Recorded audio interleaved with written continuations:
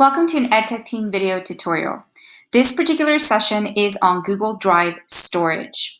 Now this is going to differ depending on if you have a personal account or a school Google account. I'm going to show you the difference between the two. So on a school Google account, you have unlimited storage space, meaning that you can store as many documents, as many spreadsheets, and as many drawings and presentations as you would like to have within your Google Drive account. You can also upload content and save it directly on your Google Drive. Now for this, you also have unlimited storage. However, there are limitations on the file types, and you'll find that information within this particular lesson. But once you actually start uploading content or you're creating content directly within Drive, in case you're curious to see how much storage space have you taken up, when you're in your Google Drive account on your school account, over the left-hand side, you can see exactly how much space you've taken up so far. You can also hover over that section and you'll see a pop-up window that shows you the distribution between how much space is being consumed by your Google Drive, your Gmail, and your Google Photos. Again, it doesn't matter how much content is actually in there because you have unlimited space on your school account. For those of you on a personal account, you have a maximum capacity of 15 gigs, unless, of course, you've added additional space. So all you have to do, just like we did before on the school account, you hover over at the bottom left-hand side, over where it says how much space you've used, and you'll see that pop-up window just like we did before, and you'll see the distribution of how much space you're using among Drive, Gmail, and Google Photos.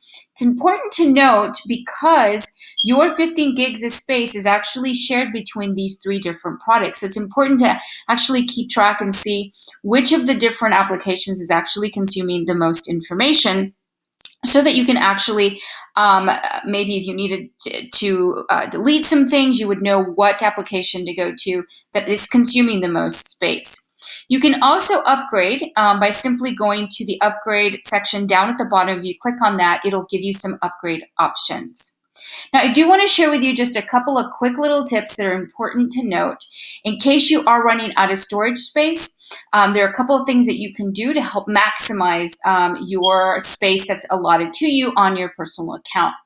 If we come over to your settings, which is the little gear located just below your profile picture, and you click on that, you can go directly into settings, and you'll find that there's an option in here that says convert uploads. Anything that you convert from, let's say, a Word document into a Google Doc will not count against your storage space capacity. Same thing for a Microsoft PowerPoint presentation, for example. If you convert that into Google's format, which is Google Slides, then it wouldn't count against you. It's going to be the same thing for Google Sheets. You can convert an Excel spreadsheet into a Google Sheet, and that wouldn't count against you as well. So all you have to do is come in here and select this box, and everything from here on out that is like a doc type of presentation or a spreadsheet of some sort, or an actual slide presentation would automatically be converted. Do know that if you do upload something that you do not want to have converted, then make sure you come in here and uncheck that box. We're going to go ahead and leave it checked. I'm going to click on done, and I'm going to show you that when you bring in a document, so here's a Word document. When I bring it over into this particular folder, I'm just going to drop it right in here. When I bring this in here, because I had that box checked earlier that I showed you, it's going to automatically convert that file from a Word document into a Google Doc. And again, that's not going to count against my space. So that's really great that it allows me to be able to do that. All right, so that particular file is being uploaded, okay, again, from a Word document, and it's automatically going to be converted into a Google document. Okay, so I'm going to go ahead and look for it. It looks like it's 053016 is the name of that file. So I'm going to go ahead and come down here and try to find that particular file. I could rearrange this so that we can easily find it, but I don't want to mess with my current view.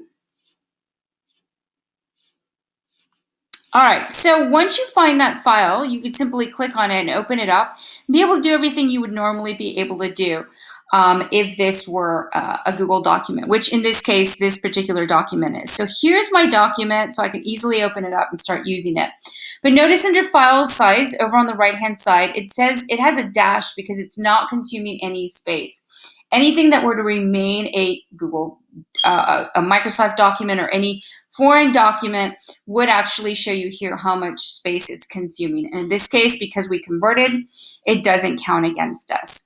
The other thing you can do, one more tip for you here, is if you no longer need files that are consuming space, like documents, PowerPoint presentations, etc. If you don't need them anymore, you can simply put them into the trash bin. So I'm going to go ahead and leave this selected and say remove, so that it puts this into my trash bin. Once it's in the trash bin, don't forget to actually navigate over into your trash bin, because just because you put it in the trash can doesn't mean that that file is actually deleted.